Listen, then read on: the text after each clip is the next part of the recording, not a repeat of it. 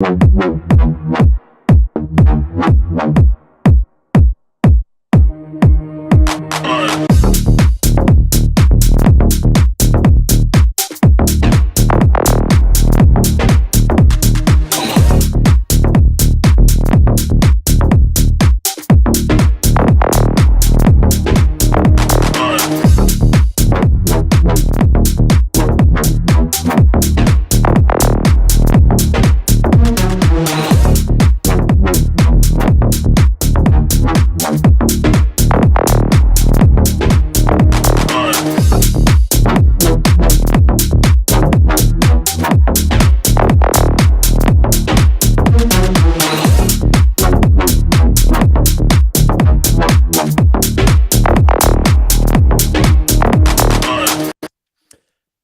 everyone. Good morning, good evening, wherever you're from in the world. Welcome to BSC News Live. Thank you very much for tuning in.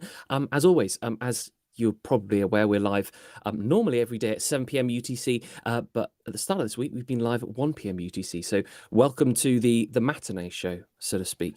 Anyway, we're very, very lucky today. We've been talking about this end of last week, yesterday.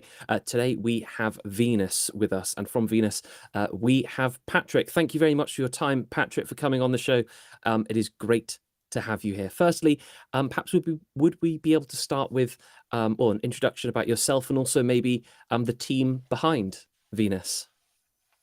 Sure. Hey, Tom.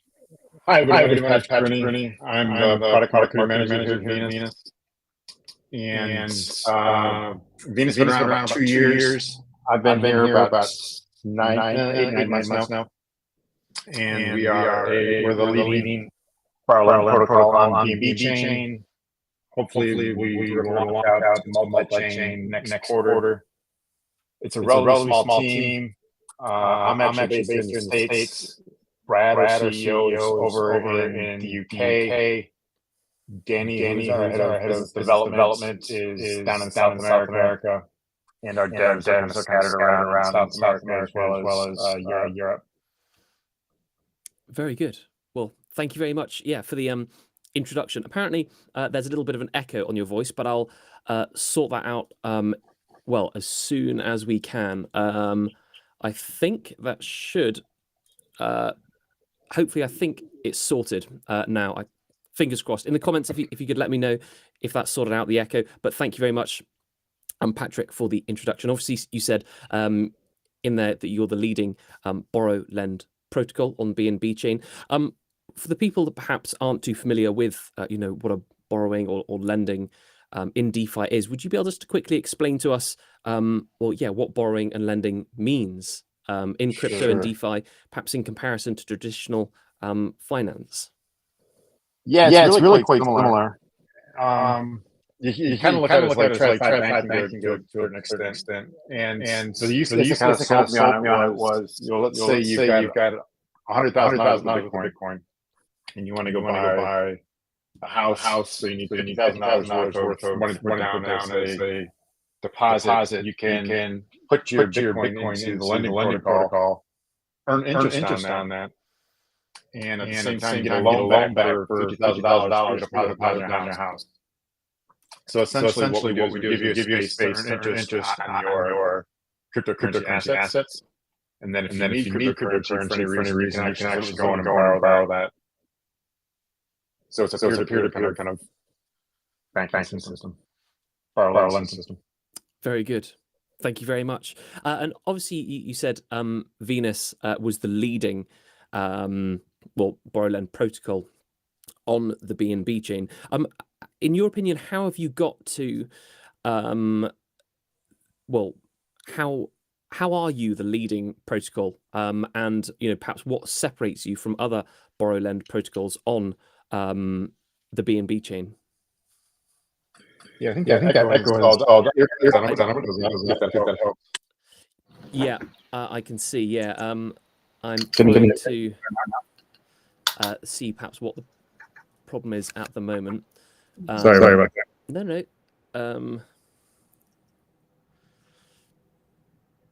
Okay. Did that rectify the echo? Yeah, in the comments, if you can Echo's still there. Yeah. I can't see anywhere on my side that there'd be an echo, which is strange, because I've got no sort of other tabs open from YouTube, which perhaps cause an echo if I'm sharing the screen. There's no bleed from my headphones into my microphone. So I'm not 100% sure where perhaps it's coming from. Yeah. Patrick, if you want to, well, explain, sort of how Venus separates itself from other Borderland protocols and why and how it's the leading protocol. I'll be able to see sort of on this mix that I've got in front of me, hopefully where anything's going wrong as well at the same time. Certainly liquidity, you've been great for that. That's my voice. I can hear that on my side. It's just bouncing right back. So. Okay.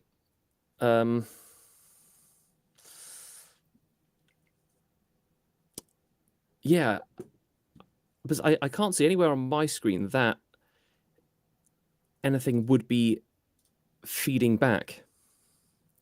Okay. Yeah, I've got nothing else up here. So I haven't.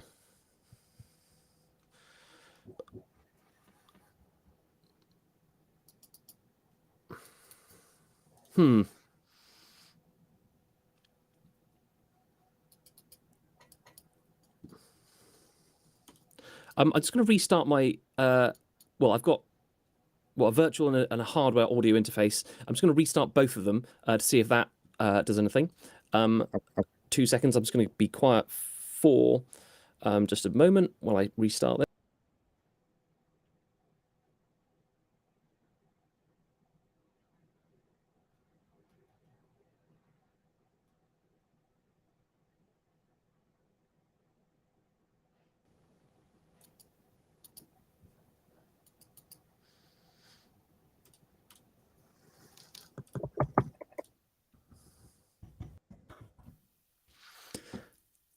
Okay. Can you hear me okay again now?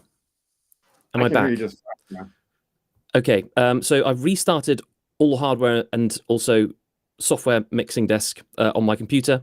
In the comments, if you'd like to say, if this is solved from Patrick's end, or not from Patrick's end, but if his voice is echoing, that would be good. Fingers crossed. Yeah, I mean, Patrick, if you'd like to perhaps, say that, well, once again, apologies. Why perhaps you think you're the leading, well, you are the leading Borderland protocol on the BNB chain. What separates you from competitors? That would be fantastic. Yeah, and again, I think it relies back on the fact that we've got liquidity. We've got tremendous liquidity. Our TVL just continues to grow. We've had a really strong last couple of weeks, and I think that certainly drives into it a great deal. The association with BNB chain certainly helps a little bit, because when there's events that go on with any of the BNB chain type of protocol, volume tends to flow into us a good deal. So that drives a huge portion of it, certainly without question, is the fact that we are a reliable protocol. It's strong. It's been up there. We've been running we got a 2-year track record, and yeah, so gets us in there. Great yields.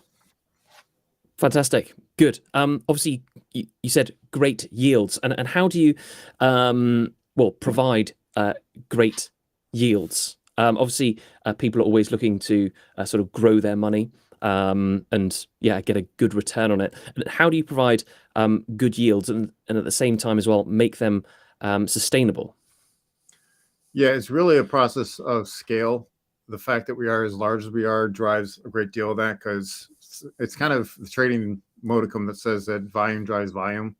Since we do have a lot of participants in the protocol, we have a lot of demand, and it's demand that really drives prices. Supply and demand, of course, simple economics. So as demand continues to grow and people continue to come to us when they need specific tokens, that of course drives the yields higher, and that's where we get the good yields. Fantastic. Okay, thank you very much. I've got quite a few questions as well that have been given to me specifically from our editorial team. So we did obviously quite a bit of research and things, and sort of looked at current news and developments with Venus. And the first one is so the integration. This is about the integration of Gauntlet Networks risk management. So the question is, how did the integration of Gauntlet Network's risk management solution enhance the overall risk management capabilities of Venus protocol in the version 4 upgrade? Sure. I appreciate the question, and we've been partnering with Gauntlet for several months now, for quite a long stretch. And Gauntlet came to us with a proposal, put it through community. Community accepted it, wanted to actually go with their risk management, and we talked to Gauntlet just about every single day. They've been terrific partners. They've been fantastic as far as keeping an eye out as far as where we should be advising. I need to really stress, they advise us. They don't really set parameters, but they advise us on where we may want to place certain risk levels as far as borrow lend levels and things like that. So they're in touch with this. They give us a weekly update as far as where we think we should set loan values at, and then on another channel, they're actually speaking to us literally every day. So they're in constant communications. They've helped quite a bit, and not only do they work with regular weekly type of updates events, but when outlier events happen that are outside of our control, when some coin goes all crazy, they're very quick to act and let us know, hey, you might want to make this change, and we'll make that consideration and decide whether we should make a change or not based off of their recommendations. Fantastic, thank you. And for those people that perhaps aren't aware of Gauntlet Network, or are a bit unfamiliar with what it is, what they do, would you be able to just give us an overview of what Gauntlet is and does? Yeah, Gauntlet's basically they're quants to a great extent. They're high-end quants who basically set or help to establish risk level parameters for a lot of DeFi lending protocols right now, and just DeFi in general. They use their quantitative skills to actually develop models that say we essentially should only loan out, kind of help us configure our collateral factors, and say that people should only be able to use, say, 60% collateral for their Ethereum, or only like 80% collateral for the BNB, or 75% collateral for their USBC, whatever it happens to be. But they actually go in and set those, recommend those levels. Again, they don't set them on the protocol, but they make recommendations based off of their quantitative analysis that says these are the safe levels. This is the safe amount that you can have out at this coin at this time. Okay, and would they alert you perhaps that if something, perhaps, I don't know, if some levels of, I don't know, collateral on Venus for some reason were getting too low, would that alert the team at Venus to say, check this out, it needs to change, or something like that? Yeah. Obviously, when we're reaching thresholds, we've got to actually act on that and go to recommendations, and we'll go to Gauntlet and say, hey, can we lift this? When there's a strong surge of interest and say everyone wants to borrow certain coins, we've seen that in the last few weeks with a couple of outliers with some stables and stuff. We can go to Gauntlet and ask for a recommendation. Hey, should we change this level? Should we raise it? Should we lower it? Where should we stand on this, considering all the craziness that's going on right now? And they will go through their models, and they'll come back to us and say, this is the level we think you should be at. Sometimes it's worthy of a change, sometimes it's not. And is any of the system of Gauntlet's integration with Venus automated, or does it have to be done manually? It's fairly automated, but again, Gauntlet only makes recommendations. They don't actually change collateral factors on Venus. We make those changes. And, okay. We've got a constant marketing system that goes with them. So again, we talk to them pretty much just all day long. So great. Thank you. And moving on now to isolated markets. And again, would you be able to give us an overview of, well, first of all, what isolated markets are, and what isolated markets are specifically on Venus, and what perhaps benefits this brings to users of the platform? Yeah, isolated markets. A lot of people in the industry refer to it as isolated lending, And really what we're doing is we're giving the opportunity for kind of long tail assets to get into the crypto borrow lend space. We're segregating the risk with isolated markets, with isolated pools, essentially. So we're going to segregate the risk. So essentially, new coins can come into Venus and they can go straight into our primary core pool, but we're going to put them in a collateral factor of 0. And then if they want to go into an isolated pool, they can apply for that and they'll be able to go in an isolated pool. But that risk is now going to be segregated. So what I mean by that is if an outlier event happens with a specific coin that's in a segregated pool, that's in an isolated pool, isolated market, it's not going to affect the overall market. The core market will not be affected by that. So there's not going to be additional risk by taking on if we take on what some people would say are these riskier assets, we're not adding more risk to the overall core market by segregating the risk and putting them in individual pools. And there won't be just individual pools, there'll be group pools. So we'll have a pool for like gaming dApps. We'll have a pool for different type of lending apps. So we'll be able to put different groupings of tokens. So they'll be kind of cross-collateralized within their own groups. But they won't necessarily collateralize with the general pool.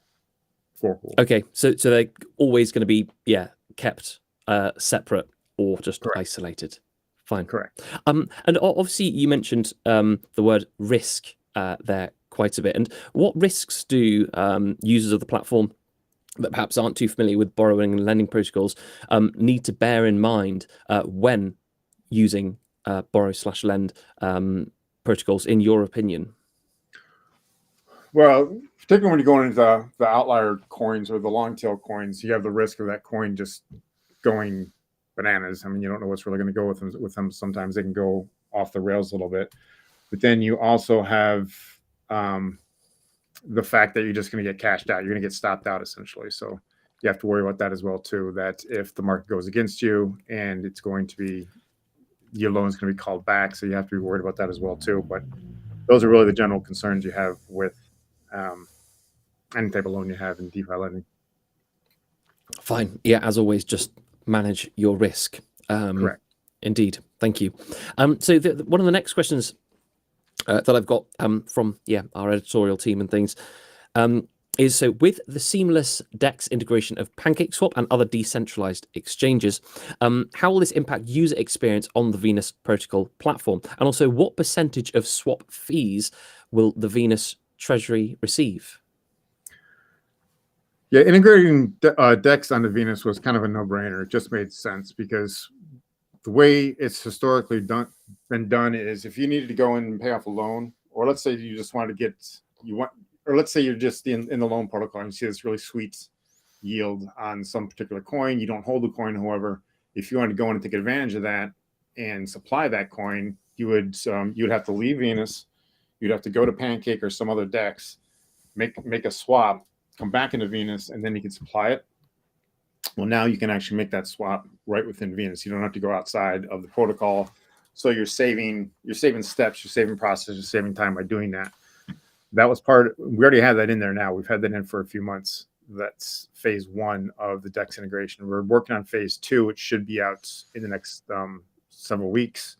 Phase 2 is going to be a one-click functionality, where the one-click functionality, which to my knowledge isn't available anywhere out in the DeFi space, is going to allow you to go in and you can swap out a token and repay a loan in a single click. And so now the use case for that is somebody, you go into Venus or you go into the protocol and you see that you should probably pay back your loan, and you've got to pay back, say, 50,000 of a certain coin, but you've only got 30,000, whatever it is. Instead of having to go out to another protocol, PancakeSwap, whatever, make the swap, come back and repay that loan. Now with a single click, you'll be able to swap out one of your other coins, a stable or something like that, and repay the loan in a single click. So it'll be a lot faster, a lot more, less room for error. And it's also going to reduce transactions, so you're going to save on gas fees as well. Very impressive. No, I think that would be very, very useful indeed.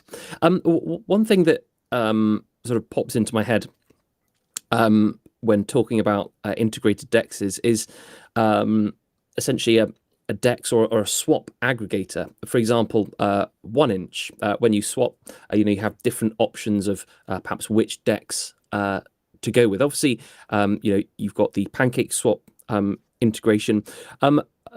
In the future, is it perhaps a possibility that you'll add more DEXs and sort of, to an extent, go down the DEX aggregator route, and users will be able to choose, well, which sort of route they perhaps want to go down when they swap?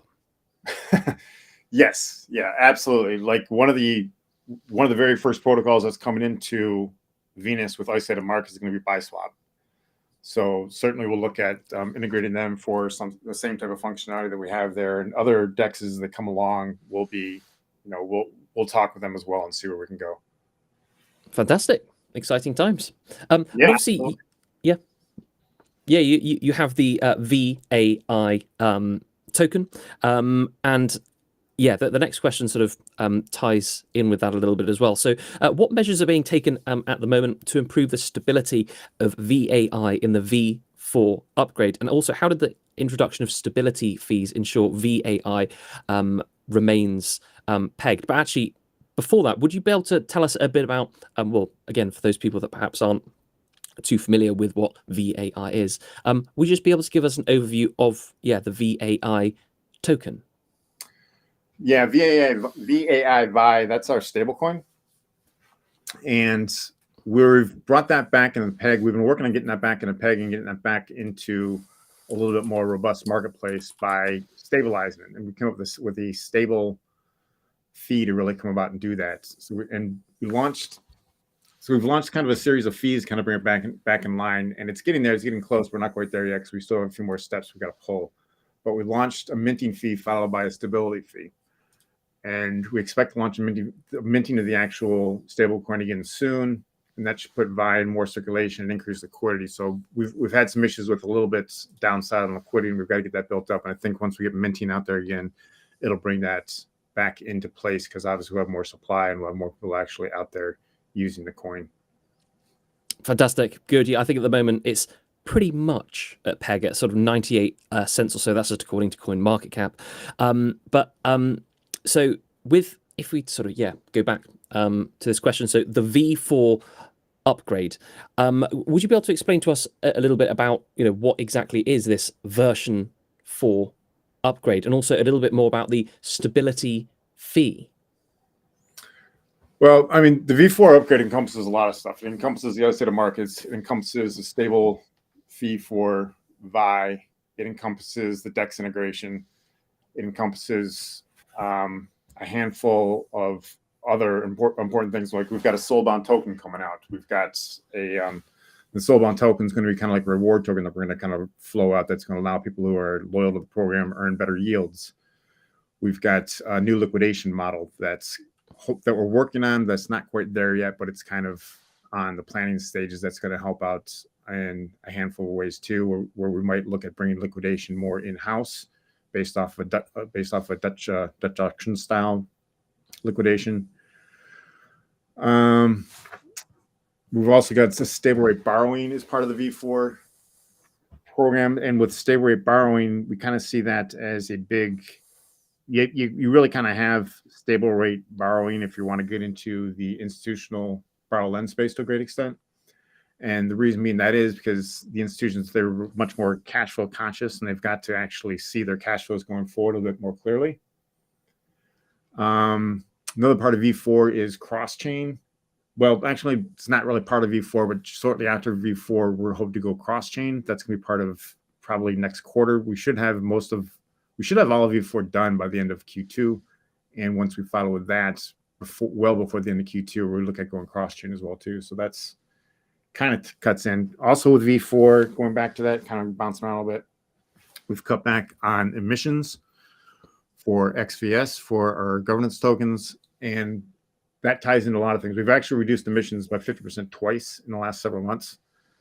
And that kind of ties into our soulbound token a little bit too, because now with the emissions, instead of getting rewarded with emissions, people are going to be rewarded with superior yields based off of the soulbound token.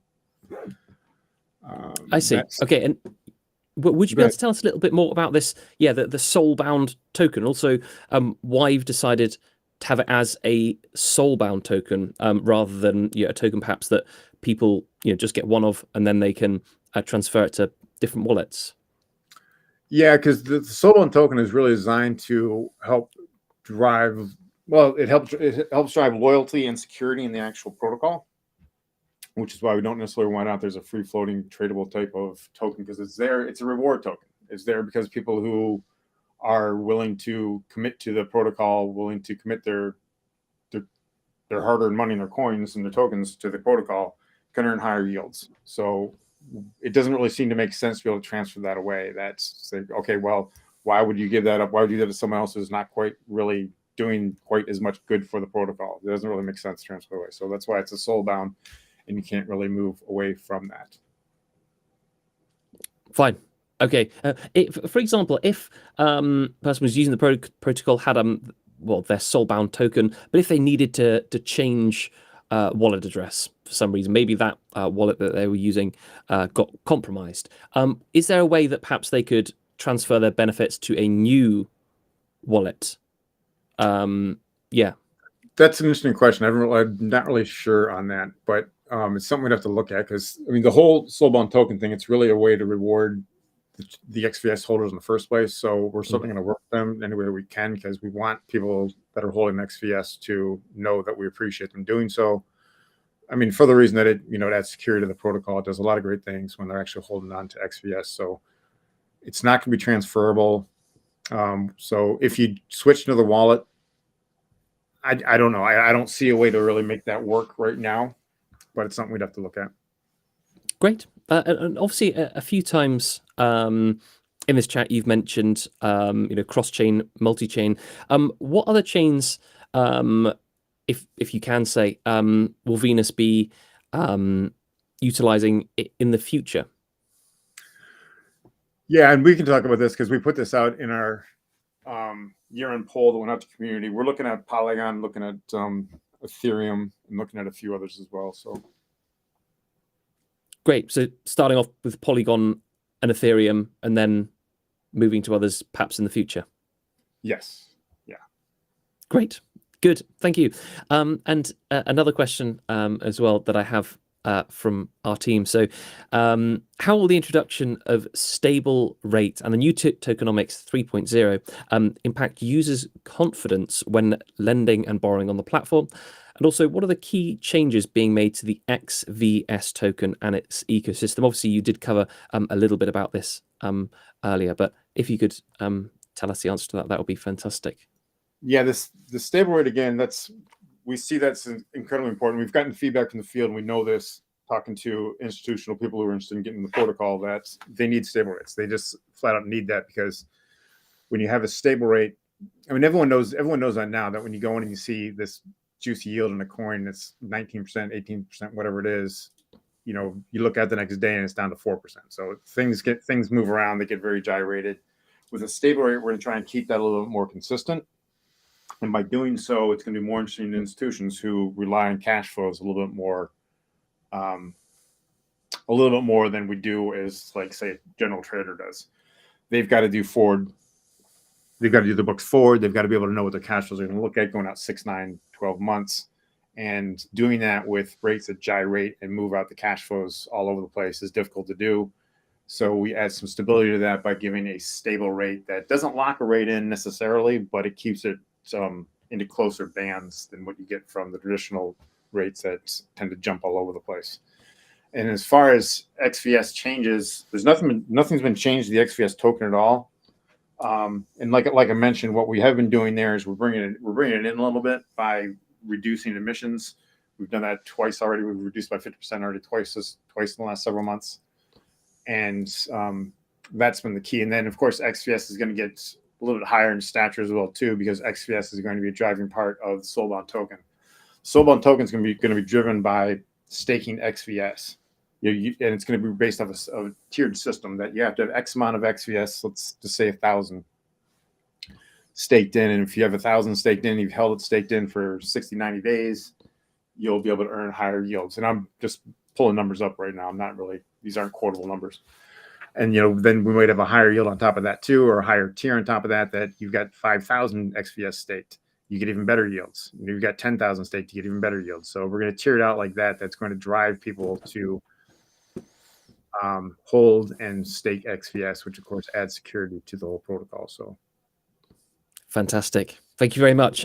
There's a question from the listeners as well, and I'll just bring up the screen that I think a person is referring to, which is the current APY on BNB. Obviously, the supply APY is 65%. The borrow is minus 123.11, and that's shot up in the last sort of end of the week or so, or the last week. And the question from one of the listeners, from Ankahira, sorry if I pronounced your name wrong, is where does the 60% APY on BNB come from, or perhaps why this volatility? Maybe if you could address that, that would be fantastic. Yeah, that's pure supply and demand. And tail end of last week, what tends to happen is there could be a launchpad event at some Binance. And launchpad event, it's a new coin going out, whatever it is, and to borrow that coin, to get that coin, to buy that coin, you got to pay with BNB. If you need to pay within BNB, people are going to want to get a hold of BNB, so people will come to Venus. Venus is clearly their preferred outlet for that. A lot of investors would come to Venus to borrow BNB so they can actually go in and participate in the launchpad at Binance. So that creates gyrations like that, and that's why those yields spiked like that. And it's just the nature of the markets. We have nothing to do with it. Venus doesn't do anything to set those rates. That's just the actual supply and demand of the marketplace. Of course. I appreciate the question, though. It's a great thing to watch out for. Yeah. And do you experience the same thing with other tokens? For example, Cake. Obviously, they have launch pads there where you'd need to have Cake. Do you experience that on other tokens when there's a popular launch pad that people want to get into? And off the top of my head, Cake is definitely a big one for that. That happens with Cake quite frequently, where Cake will have offerings, and the same thing. It'll get up to the yield will quickly get up to 80-90%, and it'll stick there for a day or two. And it's always an interesting little event when it goes on. Indeed. And do you think, does Venus, the borrowing and lending protocol that you have, does that have, when people borrow and lend because of launch pads, does that have an impact on the overall market price of the token? For example, BNB, that has a huge market cap, so it might be maybe more noticeable with Cake, for example. Yeah. But does your protocol have an impact on the market price of tokens during launch pads? Do you know? I don't know if you can say it's our protocol that does it, but it's the event that really does it. So there's an association, there's a tie into it to a certain extent. I haven't done any quantitative numbers on that. I've wanted to do that for a while to really do a little more closer study, but it would certainly make sense that, when our yields are ripping up higher, there's obviously demand for the token in the marketplace. So it would make sense that there is a correlation that the market price is rallying hard. And you brought up BNB earlier. I don't know if anyone looked at the BNB chart, but BNB kind of went through the roof last week too. So yes, it ran up 300 up to like 340 or something like that. Yeah, it certainly did. Yeah, so it's just supply and demand. It's the same thing. Yields are based off of supply and demand. Market price is based off of supply and demand. It's Econ 101. And something that a lot of people perhaps aren't aware of, or they'd like to take advantage of it, but they're not really 100% sure how. If we use Binance Launchpad as an example, how could they perhaps take advantage of Venus to be included in these Binance Launchpads or any Launchpad to enhance their Launchpad returns? What could they do on Venus or borrow and lend protocols in general to sort of participate in the launchpad to the fullest extent? Obviously, this isn't financial advice at all, but if you could give your opinion on that, that would be fantastic. Yeah, no financial advice whatsoever. But that's what the demand really comes from. Is there's going to be a launchpad event at Binance or at Cake or at Pancake, and people need the coins, so you can borrow the coins by going to Binance. You borrow the coin at Binance, you can then go and use the coin to participate in the launchpad event at Binance or at Pancake or wherever else that happens to be. Brilliant. And that is, it's not free money because free money doesn't exist, but it's a very effective way to be part of a launchpad, borrowing the sort of launchpad token that you need to stake on the platform, and then at the end of the launchpad, just returning it. And also, Exactly. the other thing as well, obviously you can supply the token that people would like to borrow, and because as we saw just on the chart just then, the APRs, also the APYs, can get rather high. That's another way perhaps that you can earn yield on your tokens. Changing subjects a little bit, obviously earlier you mentioned that you had a new liquidation model earlier. Would you be able to tell us a little bit more about that perhaps? I can't get too deep into it. I brought it up just to let people know that we are looking at it, but we haven't taken this to community quite yet. We're still kind of tweaking the model internally, but we're considering bringing a liquidation back in-house with a Dutch style auction that will take us. We're going to take that to community soon. By bringing the liquidation in-house, it's going to allow Venus to retain more of the liquidation fee. So obviously it's positive for us, and the revenue is positive for us across the board. And it's really just an all automated process. It's not really a manual intervention type of thing. We're still modeling that liquidation process, but it looks pretty good. And no, we're super excited about that because, again, right now, liquidators, we split the revenue with a liquidator as far as they go in and actually help us up with liquidating accounts or liquidating bad accounts. There's really no reason to that. With automation these days with bots, there's almost no reason to really pay for others to do work that you can do on your own with just a few scripts. Indeed.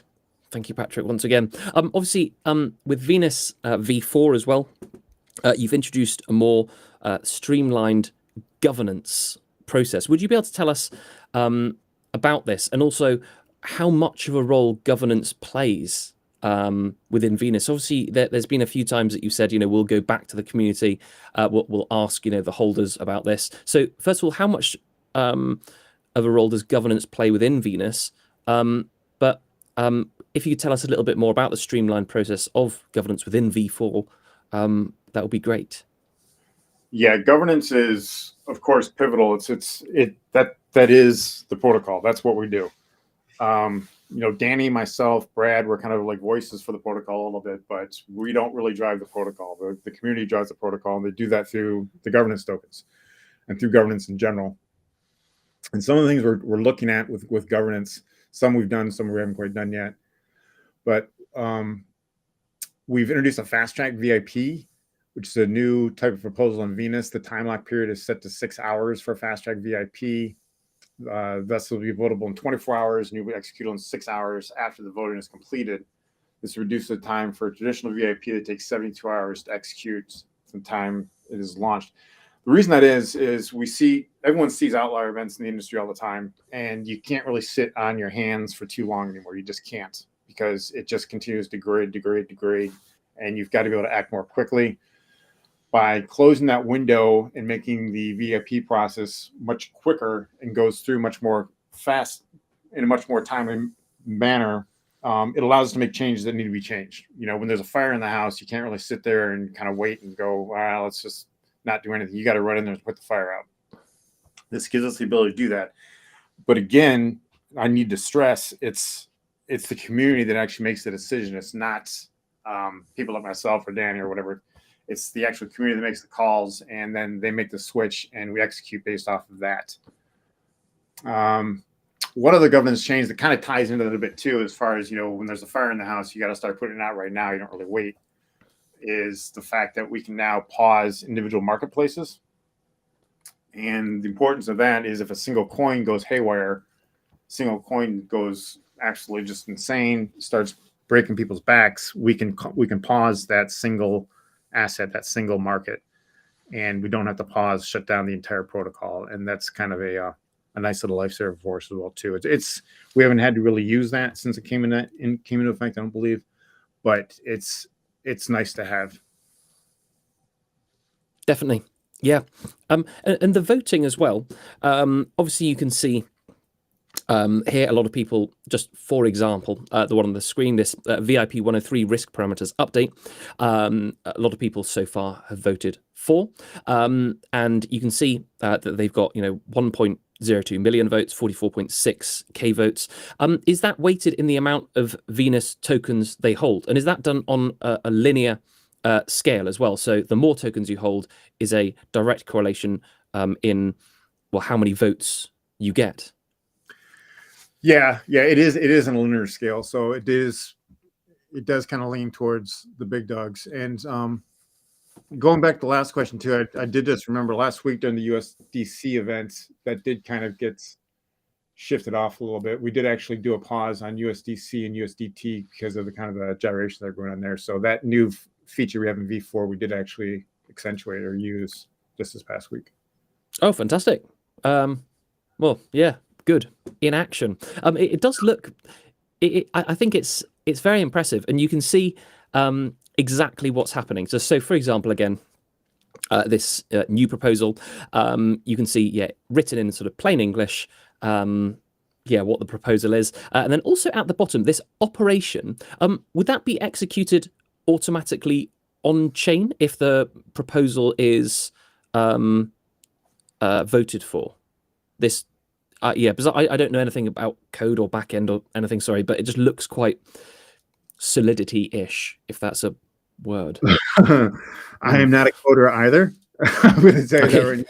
I know a little bit of VBA from a long time ago, but I can't really. I'm not going to speak with any type of direct knowledge on that. Absolutely fine. No, but that's best thing to do. Thank you very much. I will say my gut tells me it just goes automatically because I can't imagine. I've never been involved in any type of manual intervention with that, and I'm pretty much tied into everything here. So I think it is an automated process. Fantastic.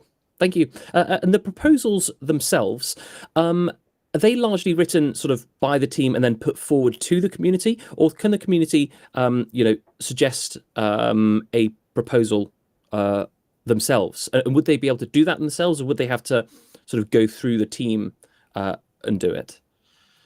It's mostly done by outsiders. It's less and less done by the team. It's more and more done by outsiders now.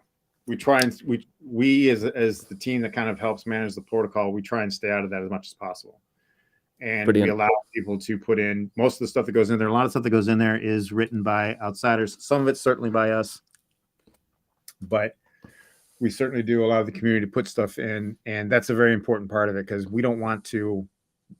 We don't really want to drive the protocol to a great extent. We're here to manage and not really to drive it to some degree. So we need the community to really do a lot of the heavy lifting. Fantastic. And I think the governance system that you've got here is quite exemplary. A lot of crypto project governance systems, they might call themselves, a DAO, but all that is a poll on Discord or something. But what you can see here, obviously it's all sort of recorded on chain with the addresses. You can see exactly sort of who's voted for what. Also the proposal itself is on chain.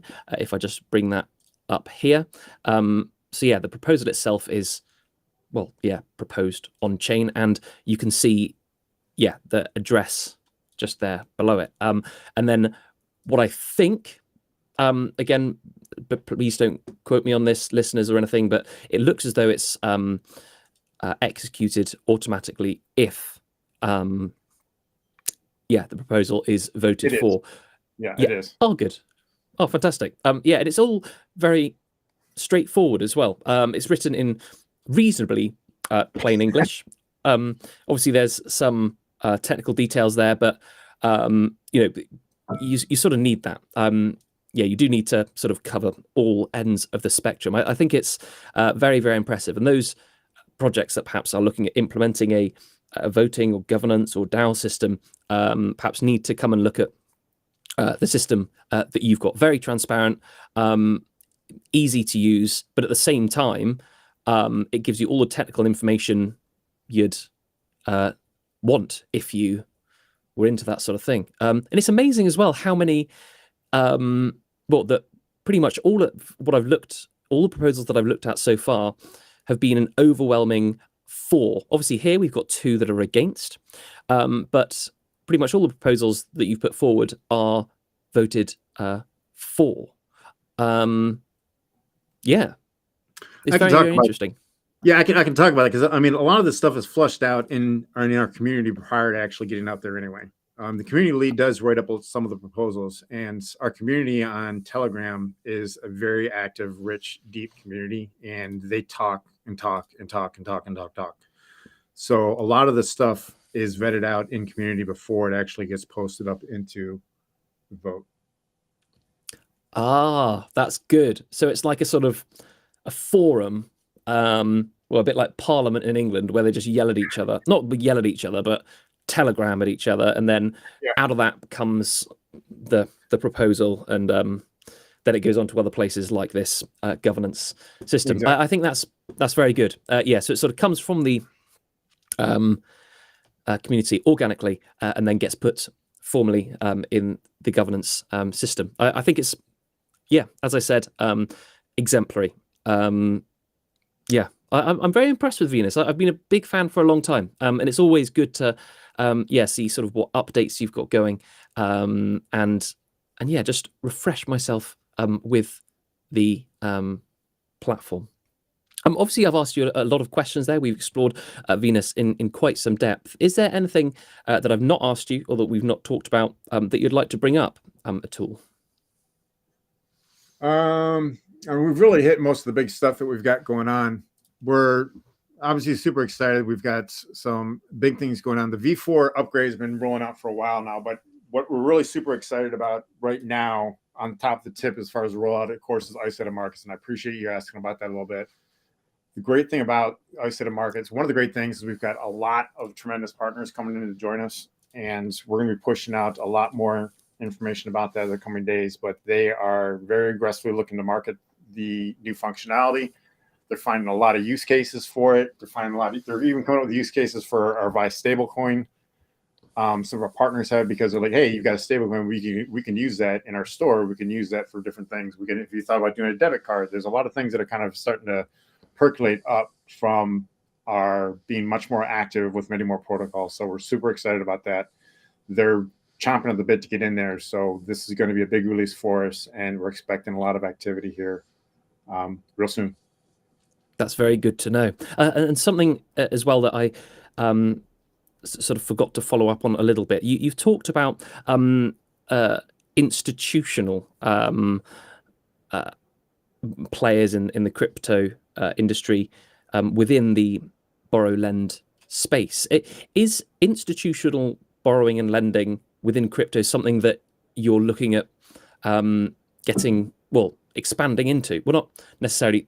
That sort of sounds like you're not already in it, but expanding, opening up more to. Yeah, we absolutely want to push more into the institutional space.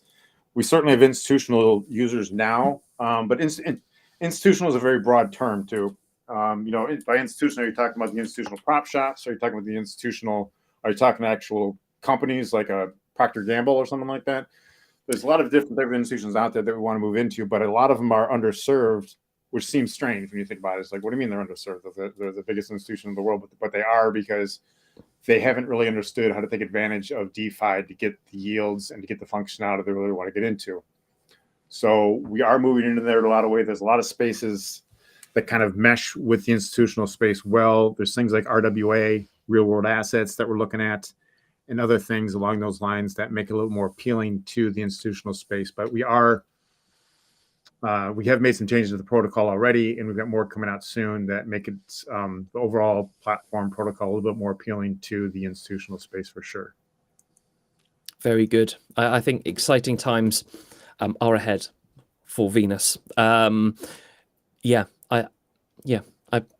excited.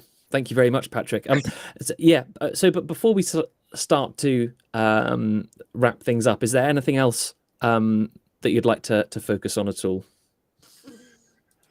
No, I think that's it. I mean, I welcome everyone to actually participate in a community. You can find us on Telegram. We also do an office hours every week. The office hours has been at noon my time, which is Central Standard Time Actually, I'm on Central Daylight Time. But we're actually moving it out to earlier in the day. That's going to be closer, probably starting this week, where the office hours. You can find us on Twitter at Venus Protocol, of course. But the office hours is when we give a weekly update to everybody. You can get that in Telegram, but the office hours is more of a Twitter Spaces that we're going to start moving out into the morning every day. So we also have a new website that is kind of, I think it's trickled out, not quite there, but you can go to venusstars.io. Venus Stars, that popped your eyes a little bit, didn't it, Tom? Yeah. Venusstars.io. Danny, our community lead, kind of owns that. And what that is, it's a new website that's going to allow people to see what's going on in the community a little bit more aggressively, because we're going to we have a very large collection of ambassadors that work with Venus.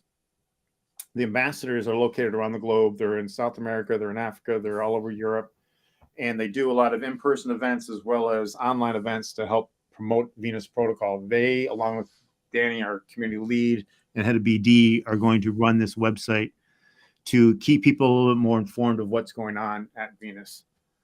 A lot of tools there, resources, and we'll keep all the activities there. So starting a newsletter, a lot of things going on. So yeah, keep an eye on that. The venusstars.io. I think they just launched that last week, and it'll be a nice place for you.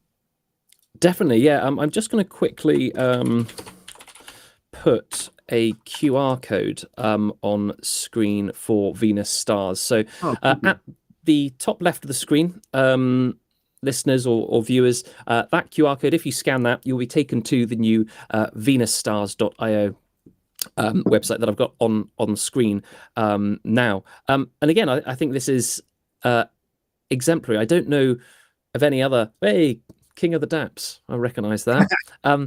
Yeah, I don't know of any other projects, particularly like DeFi lend borrow protocols that have a dedicated sort of community site. Obviously in Binance, they've got the Binance Angels or whatever they're called, but I think this is great.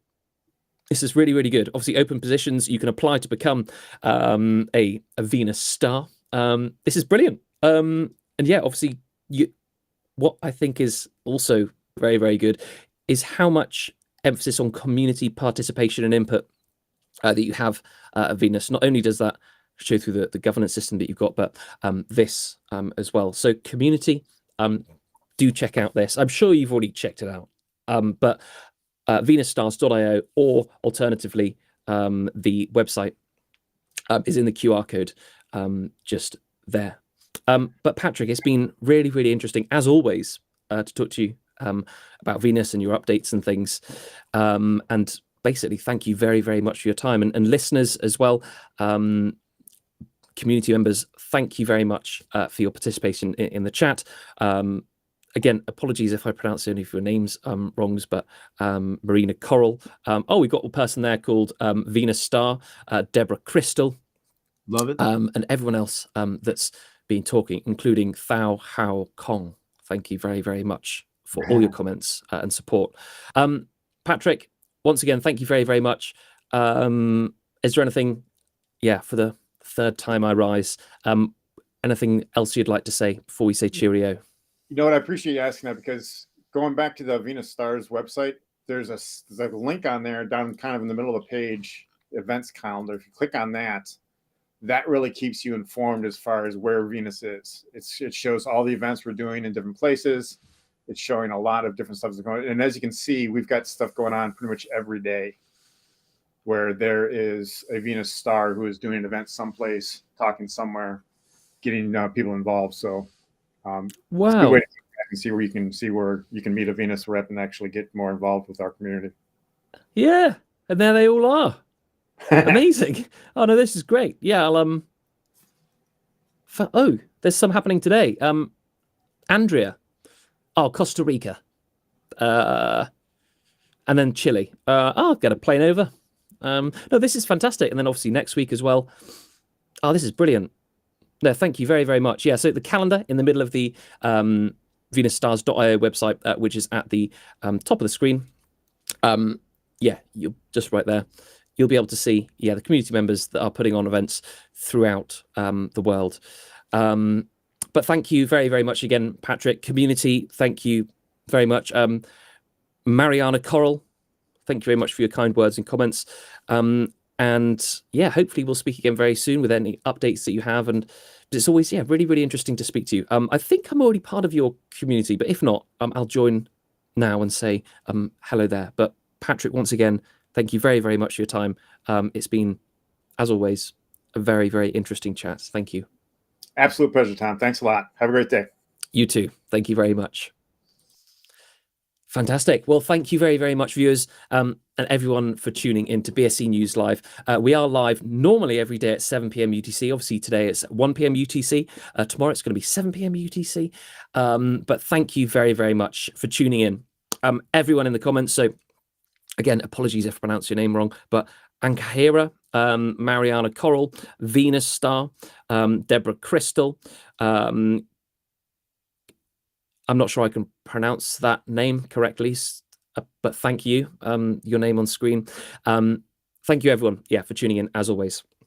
I'd just like to take this opportunity quickly to talk about our sponsor, who is... Sorry, my camera is actually mirrored, so it says here, BSC Protect RPC, run by a company called Bloxroot. It's a RPC URL. So in MetaMask, you can change your networks, obviously. And what you can do, you can use BSC Protect RPC by Bloxroot, protect you from front-running and also sandwich attacks. It's completely free. All you need to do is just 2 seconds. I'll change the... the QR code just there. So here we have a list of RPC URLs. All you need to do is just go there and one click and it'll get added to your MetaMask. It's completely free. I personally use this service just because it's exactly the same as your typical RPC URL for BNB chain. They are expanding to other chains as well, but it protects you from getting front run and also sandwich attacks. However, thank you very, very much, community, for tuning in. Obviously, thank you, Patrick and Venus as well. Speak soon, everyone. I hope you have a wonderful rest of your day and hopefully see you all tomorrow, 7 p.m. UTC, for a live every weekday, 7 p.m. UTC, but sometimes 1 p.m. UTC.